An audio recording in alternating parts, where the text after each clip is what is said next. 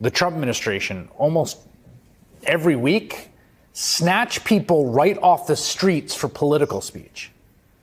The latest, most chilling example happened yesterday outside Boston when a PhD student and Fulbright scholar at Tufts University in this country on a student visa from Turkey, totally legal, obviously, was taken off a residential street in Somerville, Massachusetts at 5:15 p.m. yesterday. Rumeysa Ozturk had just left her apartment when she's approached by a guy in a dark hoodie and hat who then grabs her hands. You can see and hear how upset and scared she is as an officer finally pulls out a badge and appears to identify himself as law enforcement. She is quickly surrounded by half a dozen, I guess, cops, all in street clothes, covering their faces with masks. They take her cell phone. They physically remove her backpack. She is then handcuffed as a bystander films and asks how anyone is supposed to know these people are police. Is covering your faces. You want to take those masks off?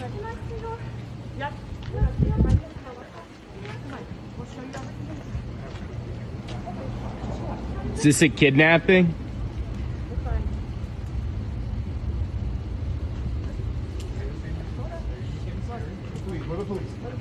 Yeah, you don't look like it. Why are you hiding your faces? Why are you hiding your faces? The masked police lead the terrified woman to their unmarked vehicles and drive off. Now, if all that were not chilling enough, an attorney for Ozturk released a statement earlier today saying, in part, "We are unaware of her whereabouts and have not been able to contact her. No charges have been filed against her to date that we are aware of." Last night, a district court judge ordered that the young woman not be moved out of Massachusetts without first providing advance notice. And then late this afternoon, we finally got an idea of where she is. According to the Immigrations and Customs Enforcement detainee locator, she is currently being held in the South Louisiana ICE Processing Center. That's nearly 2,000 miles from where she was snatched off the street just 27 hours ago. Today, the Department of Homeland Security said in a statement that investigations found Ozturk engaged in activities in support of Hamas.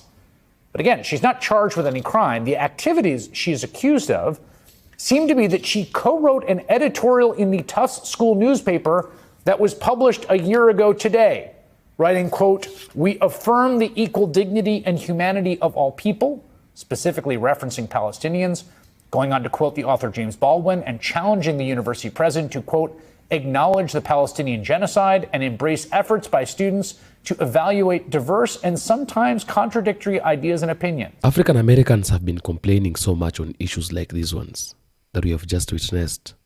This woman being abducted because he talked about the issues of the U.S. and the Palestinians. Yeah. All those things that are happening between the two countries. I don't want to talk about it.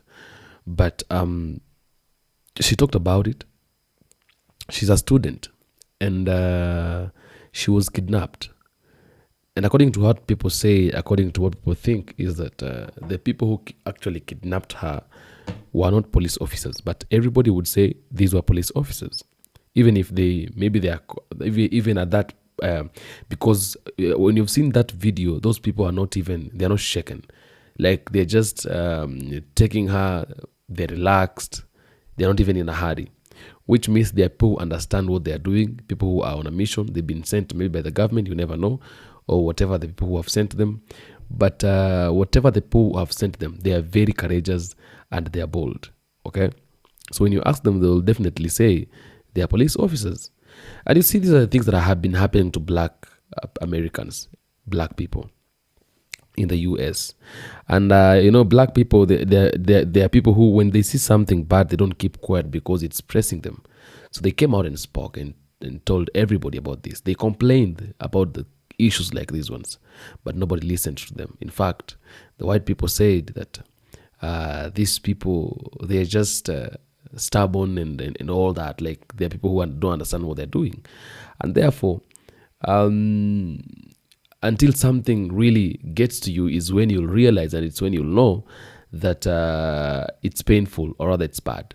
But when something that is bad is yet to actually locate you, or rather come to you, you may not be able to understand when someone else who has had an experience of the same, you will never even actually take them serious, because whatever they think they're complaining about, they've had an experience about it, but you haven't had an experience about it. So you may never even think, like you may never even check, you may never get terrified.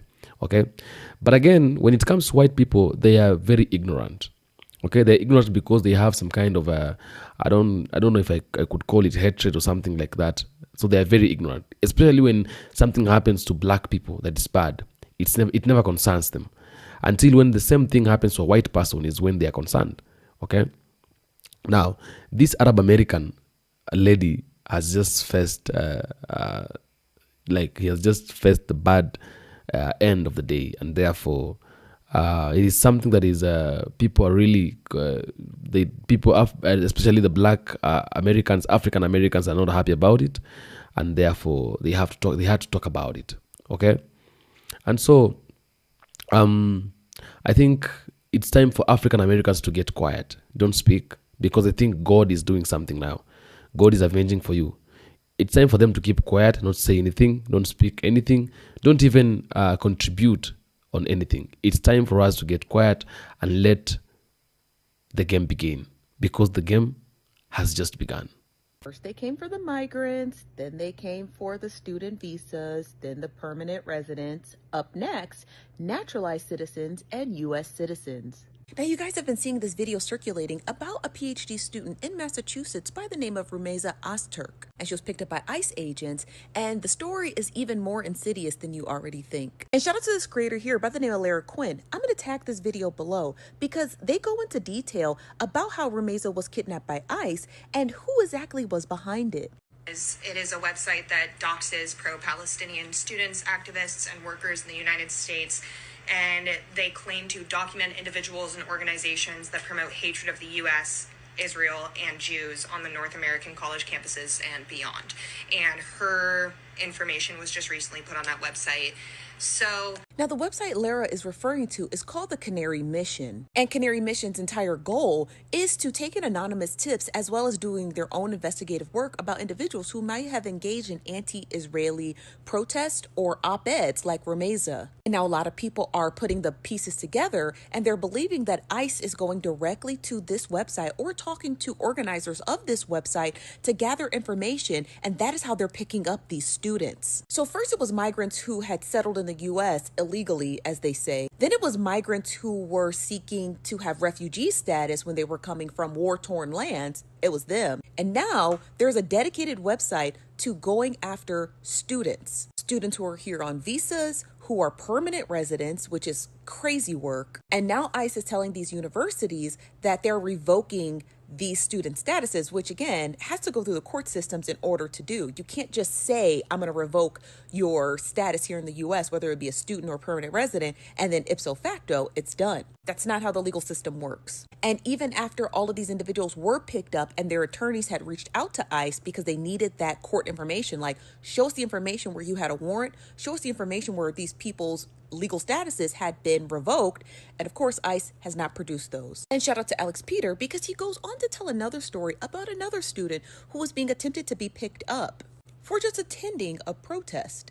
Now I'm going to tag his video below because he makes a very important point that first they told us it was migrants, then they're coming after students with visas who are lawful to go to school here and attend school here and be here in the US. Then they're going after permanent residents. He goes on to say in his video, up next, naturalized citizens and U.S. citizens. Now in his video, he highly encourages naturalized citizens and U.S. citizens to start scrubbing your social media profiles. Because like the Canary Mission, there will be a website that will be posted that will have naturalized citizens and U.S. citizens on that website in order for ICE agents to come and detain you. This is the reality of America that we live in currently right now. So you have to be able to protect yourself. Nobody is safe. And I don't know how far you guys are going to go until you realize. So I just watched a Tufts PhD student walking down the sidewalk get approached by 6 ICE agents wearing masks and taken away. Gonna be deported.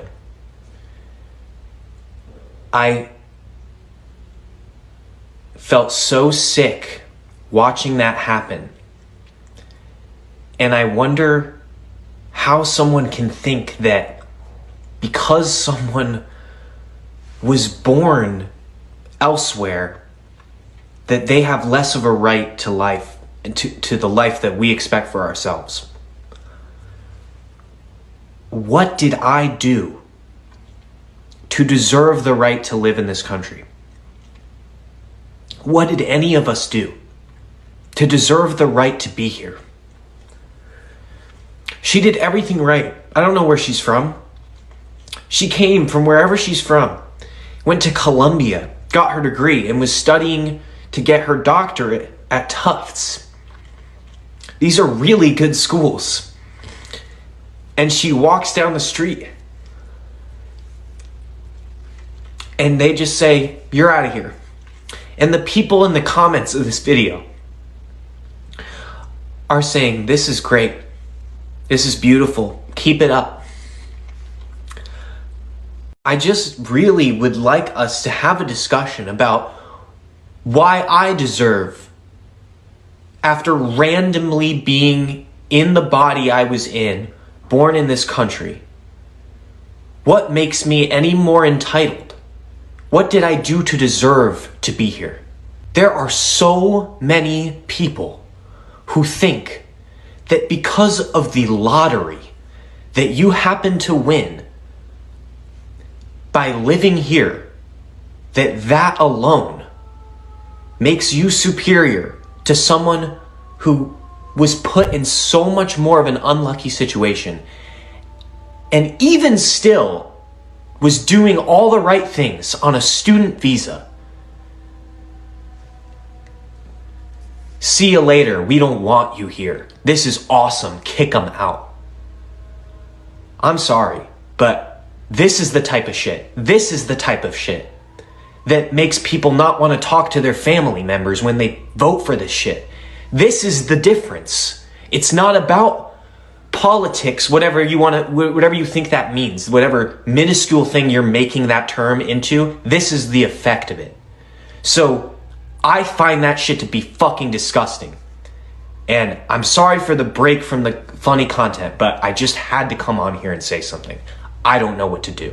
I don't know what we are supposed to do when what everyone understood to be the way shit should work is just thrown out the window. And the fact that there are laws and there's legal language that somehow make this the right thing to do is just fucking sickening. Absolutely sickening. Every wannabe activist on TikTok be like, "She didn't do anything. She didn't do anything." Oh, really? She didn't? How do you know? Are you from the Secret Service? It's the same thing they said about Muhammad Khalil and his friends from Columbia University. But guess what? Apparently, those people from Columbia University knew about the October 7 massacre. Stop spreading lies and empty propaganda and try to understand that there is something bigger here that happening, that terror organization actually managed to recruit American students to spread their propaganda. Try to trust the professional. If they arrest her, she probably did something more than just to post on the local newspaper about supporting Palestine, which, by the way, it's a total invention. There's no such a thing. There never existed Palestinian state or anything like that. And just you have to learn history and to understand better who invented it and why, in order to create chaos and to try to control the Middle East and then the rest of the world. And you that protest for them and spreading lies on TikTok, you're totally played with their hands like a little pawn. Instead of spreading lies, how about read some history and understand better the conflict in the Middle East, and try to understand better why everything is happening right now the way it is, and how you play in the hands of terror organizations. And if you need some content, you should definitely read this book. So woman named Rameza Ozturk who was kidnapped by ICE agents outside of her university yesterday, and more people should be talking about this. This happened in Boston. She's a PhD student at Tufts, and her student visa was canceled because she published an opinion piece that said that Tufts should divest from Israel, and to call it what it is, a genocide. And the next thing you know, obviously she ended up on ICE's radar, and they swarmed her because there's a video of this. She's walking down the street. Obviously, it looked like she was going to go get iftar. She's fasting probably, and 6 individuals swarm her. When I say swarm her and 6 individuals, none of them look like police officers. They're wearing cargo like pants and vests and hoodies and stuff like that. No police badge in sight or nothing. And they swarm her and they're like, "You're coming with us." And she starts screaming, obviously, and she's very confused, you can tell. And one of them later says, "Oh, we're police officers." Since then, nobody has seen her. Nobody knows where she is. Her lawyer has been trying to contact her to no avail. A judge has ruled that she cannot be taken out of the state of Massachusetts. But considering that DHS and ICE is literally acting like the Gestapo right now, there's no like guarantee that she's still there and where she is at this point. But it's actually kind of scary, the fact that like this is going on with such impunity and people are literally being like disappeared in broad daylight, and we're supposed to be okay with this. Like, that's so, what the heck? Federal government is now going after a South Korean legal resident here in the United States. Her name is Yoonsa Chung, and I don't know if I'm pronouncing that correctly because I can't seem to find her name spelled out in Korean, but that's the way it's spelled out in English. Yoonsa Chung. She is a student at Columbia, and she is presently in hiding. What was her offense? Her offense was, as far as we can tell, attending one pro-Palestine rally. There is presently no other evidence against her. There is no evidence against her family. I don't know if this bears repeating, but I guess it does for some people. Attending a rally is not by itself an illegal action. She's valedictorian of her high school, an American high school, because she's been here since she was 7 years old. And the insidious thing of all this is, of course, there are so many organizations out there purporting to fight oppression that are celebrating the fact that she is being hunted down like prey. They are celebrating the fact that her First Amendment rights, which she is entitled to even if she is a green card holder and not a U.S. citizen, that has been proven time and time again by the law, they are celebrating it. She filed a lawsuit today to forestall the government's attempt to find her and deport her. Let me repeat this. She is a fully legal resident, and the only thing they have against her is that she was present at a pro-Palestine protest. For everyone who's saying that this is what she deserves because she attended one pro-Palestine protest as a student and a legal resident of the United States entitled to the full protection of the First Amendment, what makes you so sure that you are going to remain protected in your little ivory tower? How does it escape you that all it takes is one of them deciding that they don't like what you're saying, that they don't like what you're doing, that they don't like the protest that you're attending, that they don't like the Instagram post that you're hearting? What makes you think that they're not going to change their mind and decide maybe they need to hunt you down next? This especially goes for all the women out there. You know that this administration, they're not pro-woman.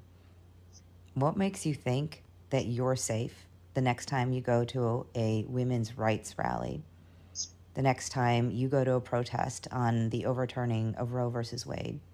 You think you're going to be okay? What happens the next time you hit heart on a post about women's rights? What happens the next time you post something on Instagram about how the world is turning into the Handmaid's Tale? You think you're safe? I gotta tell you, you are living in Delulu land. The game has just begun. The government of the US is at home, and the opponents are the US citizens, the white US citizens. We have our own team, but unfortunately, we're not going to participate in this tournament. This tournament, let it be participated by 2 people. This time round, we are not in the tournament. We shall come to that field, to that arena as fans, and we shall be neutral, not supporting anybody. Whoever wins, let them win. At the end of the day, it's none of our business. Because We made it our business the time that it was our business. But you made it look like it's none of our business, and therefore we don't force issues. We got it in mind that it's none of our business, and we kept quiet about that. I think the whites who were ignorant, who didn't take time to listen to the black people at that time, the black people are complaining. I think a time will come when they will have to regret, and a time will come when they will sit down and say, indeed, we were told the truth, because it has begun eating out slowly by slowly. Whatever white men, black people, African Americans were saying in the back years, all the times up to date, and people pretending it's like they don't know, or other people pretending it's like they don't care. Now they will care, and they will care by force. They will have to care by force. But black people are not part of it. Do whatever you have to do. If you have the criteria of taking him out of the government, we don't know, because this isn't our fight. We fought our fights alone. Nobody joined us. But I don't think you should expect also us to join you. It's going to be very hard. So I think God is trying to show the white folks, or rather those white folks who haven't yet gotten a stand, the ones who are still maybe, okay, those who are growing. I think it's now gonna help them somehow, because they will see that actually blacks have been talking and blacks have been complaining about this, but at the end of the day, white people did not listen, because it wasn't hurting them. Now it's hurting them, and therefore they are going to actually see the reason as to why black people were talking. Okay, that time they couldn't support them because they have always been against them, but this time round they will see it by themselves. They will see it by themselves. Thank you so much for tuning in. Thank you so much for being here. I am the African Streamline. I'm a black brother and sisters from diaspora, from Caribbean, from Kenya. I salute you guys so much. You're great people. Adios, muchachos. Peace be with you.